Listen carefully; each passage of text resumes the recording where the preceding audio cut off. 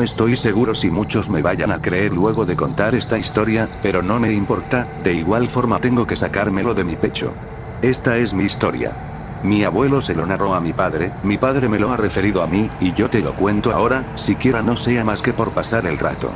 El crepúsculo comenzaba a extender sus ligeras alas de vapor sobre las pintorescas orillas del Segre, cuando, después de una fatigosa jornada, llegamos a Bellver, término de nuestro viaje. Bellver es una pequeña población situada a la falda de una colina, por detrás de la cual se ven elevarse, como las gradas de un colosal anfiteatro de granito, las empinadas y nebulosas crestas de los Pirineos. Los blancos caseríos que la rodean, salpicados aquí y allá sobre una ondulante sabana de verdura, parecen a lo lejos un bando de palomas que han abatido su vuelo para apagar su sed en las aguas de la ribera.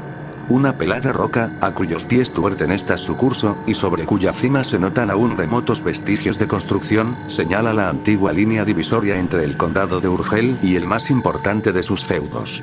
A la derecha del tortuoso sendero que conduce a este punto, remontando la corriente del río y siguiendo sus curvas y frondosas márgenes, se encuentra una cruz. El asta y los brazos son de hierro, la redonda base en que se apoya, de mármol, y la escalinata que a ella conduce, de oscuros y mal unidos fragmentos de sillería. La destructora acción de los años, que ha cubierto de orín el metal, ha roto y carcomido la piedra de este monumento, entre cuyas hendiduras crecen algunas plantas trepadoras que suben enredándose hasta coronarlo, mientras una vieja y corpulenta encina la sirve de dosel. Yo había adelantado algunos minutos a mis compañeros de viaje y deteniendo mi escuálida cabalgadura, contemplaba en silencio aquella cruz, muda y sencilla expresión de las creencias y la piedad de otros siglos. Un mundo de ideas se agolpó a mi imaginación en aquel instante. Ideas ligerísimas sin forma determinada, que unían entre sí, como un visible hilo de luz, la profunda soledad de aquellos lugares, el alto silencio de la naciente noche y la vaga melancolía de mi espíritu. Impulsado de un sentimiento religioso, espontáneo e indefinible, eché maquinalmente pie a tierra, me descubrí y comencé a buscar en el fondo de mi memoria una de aquellas oraciones que me enseñaron cuando niño. Una de aquellas oraciones que, cuando más tarde se escapan involuntarias de nuestros labios, parece que aligeran el pecho oprimido y semejantes a las lágrimas, alivian el dolor, que también toma estas formas para evaporarse. Ya había comenzado a murmurarla, cuando de improviso sentí que me sacudían con violencia por los hombros. Volví la cara. Un hombre estaba al lado mío. Era una de nuestros días, natural del país, el cual, con una indescriptible expresión de terror pintada en el rostro, pugnaba por arrastrarme consigo y cubrir mi cabeza con el fieltro que aún tenía en mis manos. Mi primera mirada, mitad de asombro, mitad de cólera, equivalía a una interrogación enérgica, aunque muda. El pobre hombre, sin cejar en su empeño de alejarme de aquel sitio, contestó a ella con estas palabras, que entonces no pude comprender, pero en las que había un acento de verdad que me sobrecogió. Por la memoria de su madre. Por lo más sagrado que tenga en el mundo, señorito, cúbrase usted la cabeza y aléjese más que deprisa de esta cruz. Tan desesperado está usted que, no bastándole la ayuda de Dios, recurre a la del demonio. Yo permanecí un rato mirándole en silencio. Francamente, creí que estaba loco, pero él prosiguió con igual vehemencia. Usted busca la frontera. Pues bien, si delante de esa cruz le pide usted al cielo que le preste ayuda, las cumbres de los montes vecinos se levantarán en una sola noche hasta las estrellas invisibles, solo porque no encontremos la raya en toda nuestra vida. Yo no pude menos que sonreírme. ¿Se burla usted? ¿Cree acaso que esa es una cruz santa, como la del porche de nuestra iglesia? ¿Quién lo duda? Pues se engaña usted de medio a medio, porque esa cruz, salvo lo que tiene de Dios, está maldita. Esa cruz pertenece a un espíritu maligno, y por eso la llaman la cruz del diablo. La cruz del diablo. Repetí, cediendo a sus instancias, sin darme cuenta a mí mismo del involuntario temor que comenzó a apoderarse de mi espíritu, y que me rechazaba como una fuerza desconocida de aquel lugar. La cruz del diablo. Nunca ha herido mi imaginación una amalgama más disparatada de dos ideas tan absolutamente enemigas. Una cruz, y del diablo. Vaya, vaya. Fuerza será que en llegando a la población me expliques este monstruoso absurdo. Durante este corto diálogo, nuestros camaradas que habían montado sus cabalgaduras, se nos reunieron al pie de la cruz. Yo les expliqué en breves palabras lo que acababa de sucederme. Monté nuevamente en mi rocín, y las campanas de la parroquia llamaban lentamente a la oración cuando nos apeamos en el más escondido y lóbrego de los paradores de Bellver. Las llamas rojas y azules se enroscaban chisporroteando a lo largo del grueso tronco de encina que ardía en el ancho hogar. Nuestras sombras, que se proyectaban temblando sobre los ennegrecidos muros, se empequeñecían o tomaban formas gigantescas, según la hoguera despedía resplandores más o menos brillantes. El vaso de saúco, ora vacío, ora lleno, y no de agua como Cargilón de Noria, había dado 3 veces la vuelta en derredor del círculo que formábamos junto al fuego, y todos esperaban con impaciencia la historia de la cruz del diablo, que a guisa de postres de la frugal cena que acabábamos de consumir se nos había prometido. Cuando nuestro guía tosió por 2 veces, se echó al coleto un último trago de vino, limpióse con el revés de la mano la boca y comenzó de este modo. Hace mucho tiempo, yo no sé cuánto, pero los moros ocupaban la mayor parte de España, se llamaban condes nuestros reyes, y las villas y aldeas pertenecían en feudo a ciertos señores que, a su vez, prestaban homenaje a otros más poderosos, cuando acaeció lo que voy a referir a ustedes.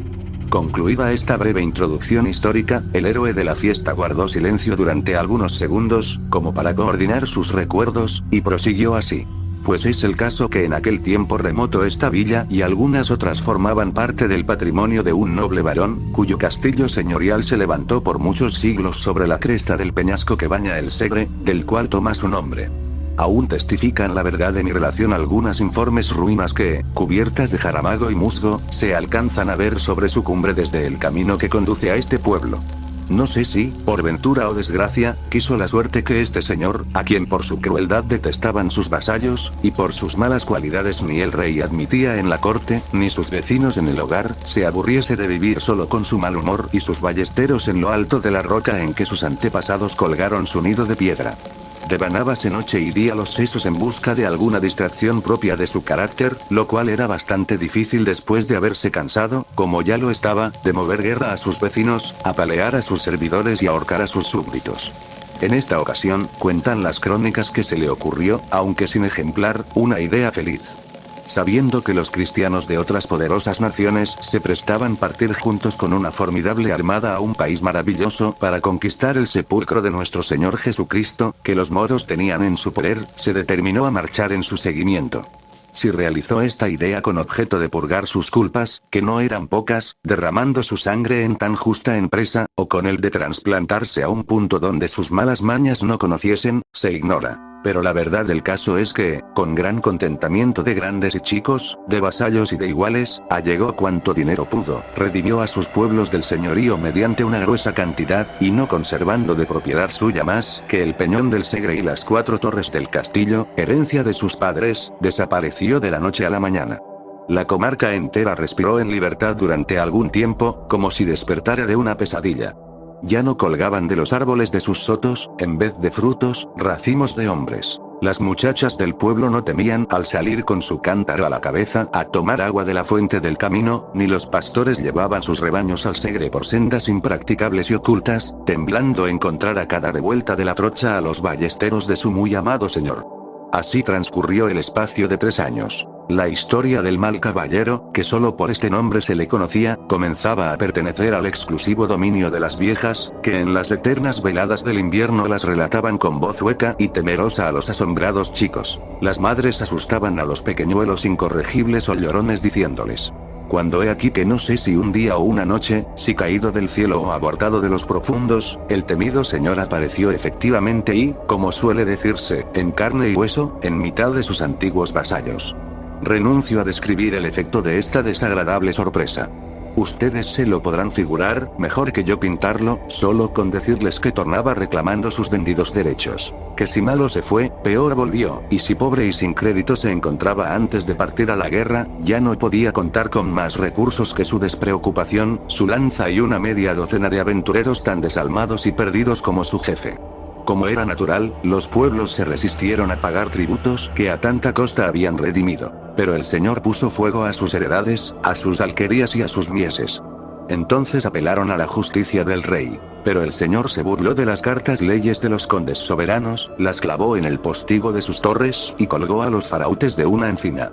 Exasperados, y no encontrando otra vía de salvación, por último, se pusieron de acuerdo entre sí, se encomendaron a la divina providencia y tomaron las armas. Pero el señor reunió a sus secuaces, llamó en su ayuda al diablo, se encaramó a su roca y se preparó a la lucha. Esta comenzó terrible y sangrienta. Se peleaba con todas armas, en todos sitios y a todas horas, con la espada y el fuego, en la montaña y en la llanura, en el día y durante la noche. Aquello no era pelear para vivir, era vivir para pelear. Al caso, triunfó la causa de la justicia.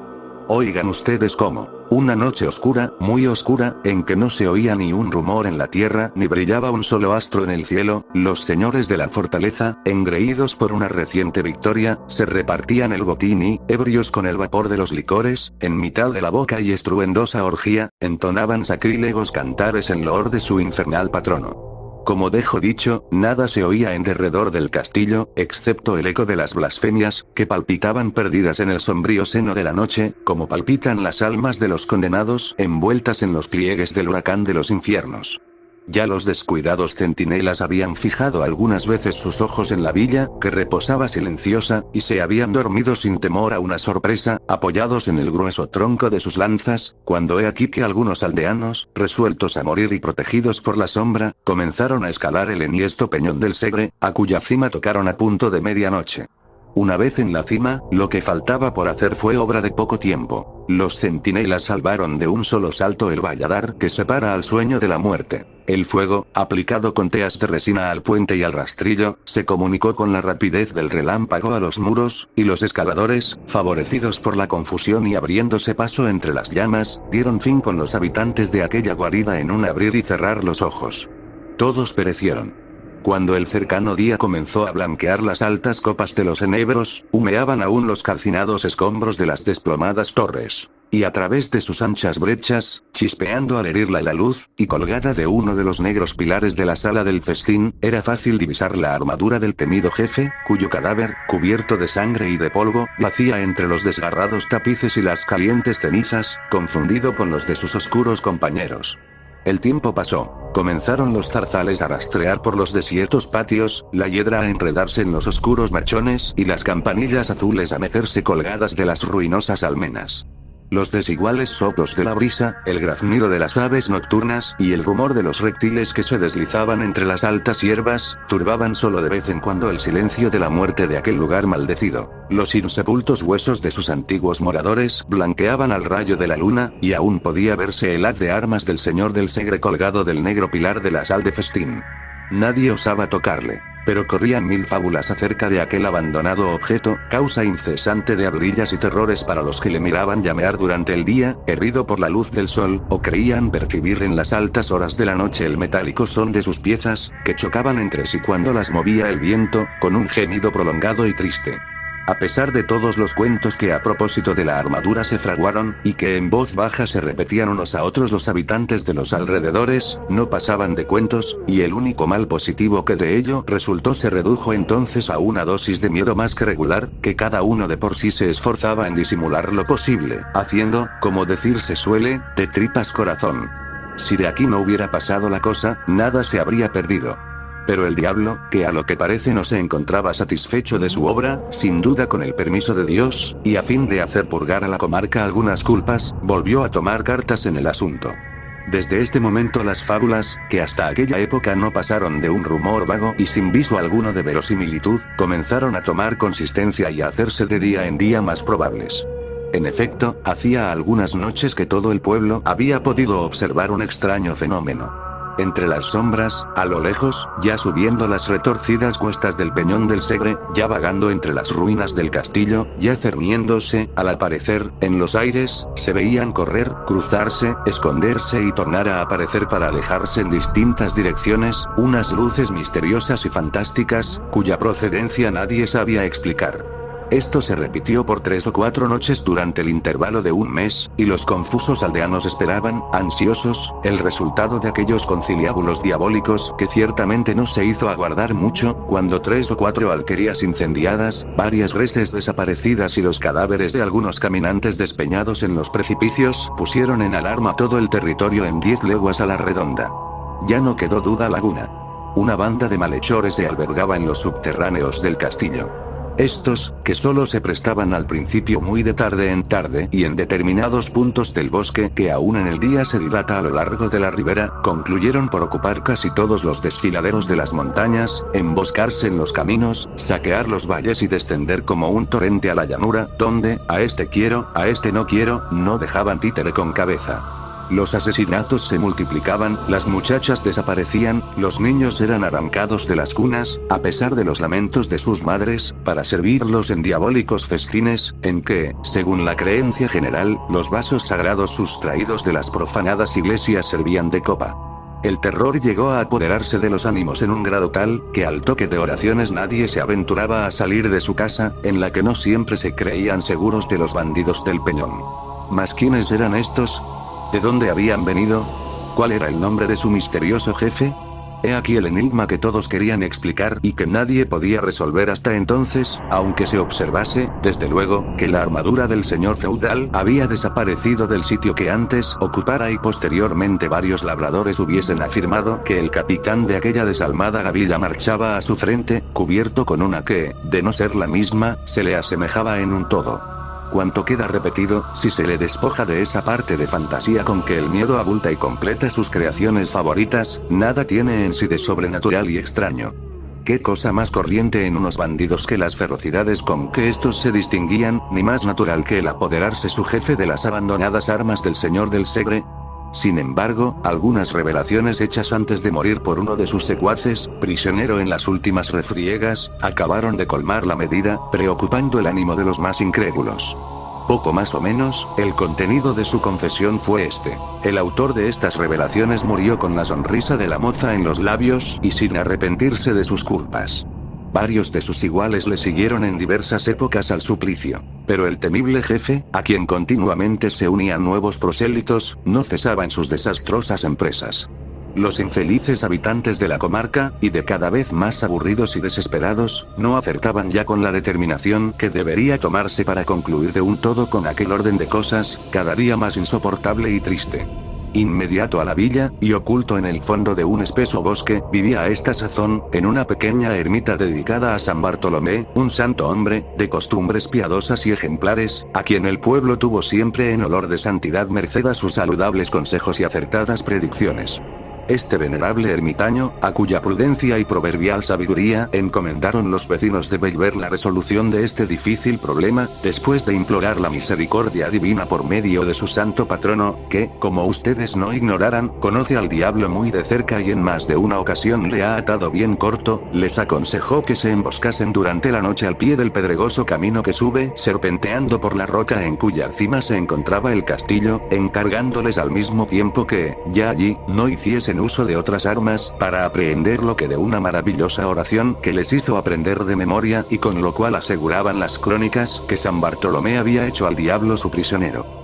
Púsose en práctica el proyecto, y su resultado excedió a cuantas esperanzas se habían concebido, pues aún no iluminaba el sol del otro día la alta torre de Bellver, cuando sus habitantes, reunidos en grupos en la plaza mayor, se contaban unos a otros, con aire de misterio, cómo aquella noche, fuertemente atado de pies y manos, y a los lomos de una poderosa mula, había entrado en la población el famoso capitán de los bandidos del Segre.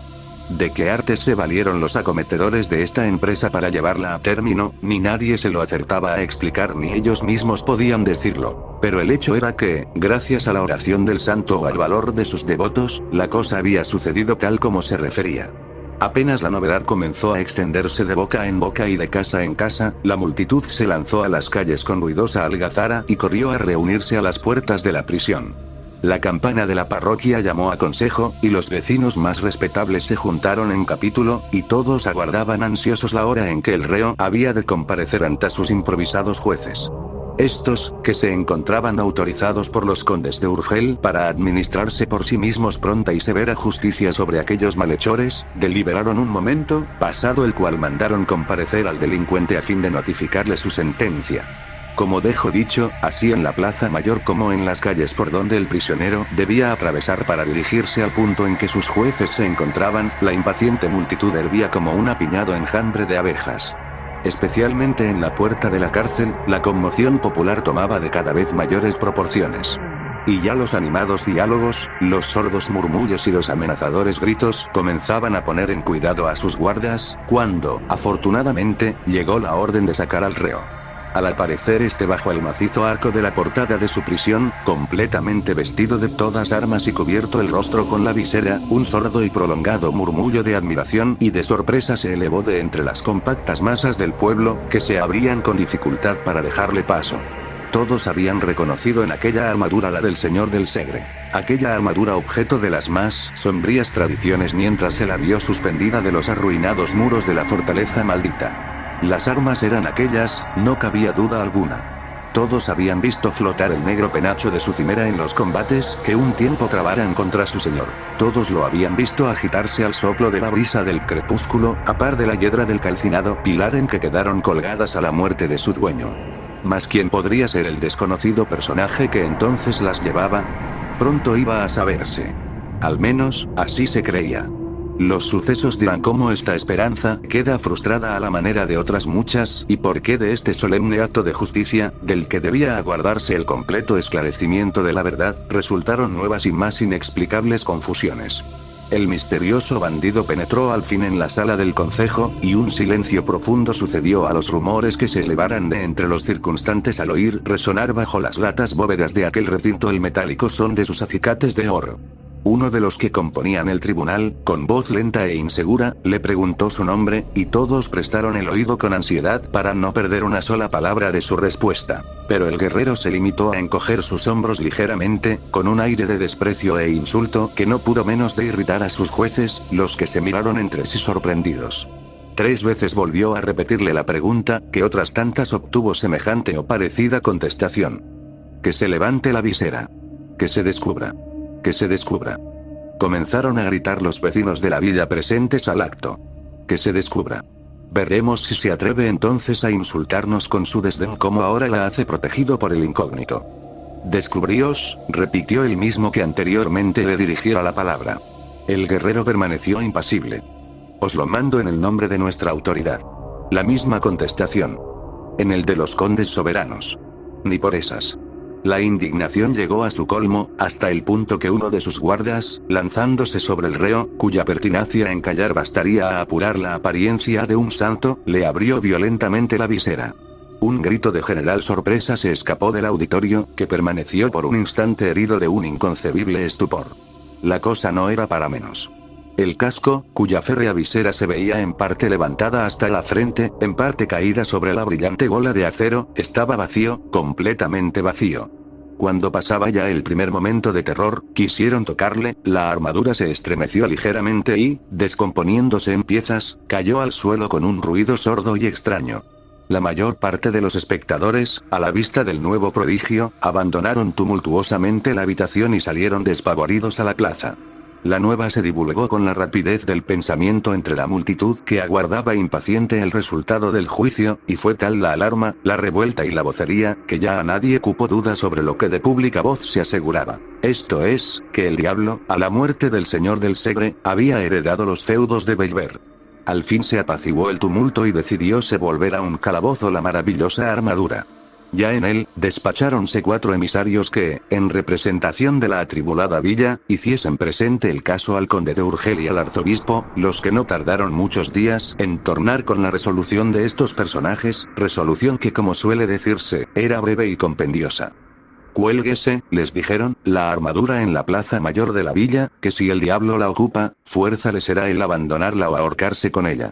Encantados los habitantes de Belver con tan ingeniosa solución, volvieron a reunirse en consejo, mandaron levantar una horca en la plaza y cuando ya la multitud ocupaba sus avenidas, se dirigieron a la cárcel por las armas, en corporación y con toda la solemnidad que la importancia del caso requería. Cuando la respetable comitiva llegó al macizo arco que daba entrada al edificio, un hombre pálido y descompuesto se arrojó al suelo en presencia de los aturdidos circunstantes, exclamando con las lágrimas en los ojos. Perdón, señores, perdón. Perdón. ¿Para quién? Dijeron algunos. Para el diablo que habita dentro de la armadura del señor del Segre. Para mí, prosiguió con voz trémula el infeliz, en quien todos reconocieron al alcaide de las prisiones, para mí, porque las armas han desaparecido. Al oír estas palabras el asombro se pintó en el rostro de cuantos se encontraban en el pórtico, que, mudos e inmóviles, hubieran permanecido en la posición en que se encontraban Dios sabe cuántos si la siguiente relación del guardián no las hubiera hecho agruparse en su alrededor para escuchar con avidez. Perdonadme, señores, decía el pobre alcaide, perdonadme y yo no os ocultaré nada, siquiera sea en contra mía. Todos guardaban silencio, y él prosiguió así. Yo no acertaré nunca a dar la razón.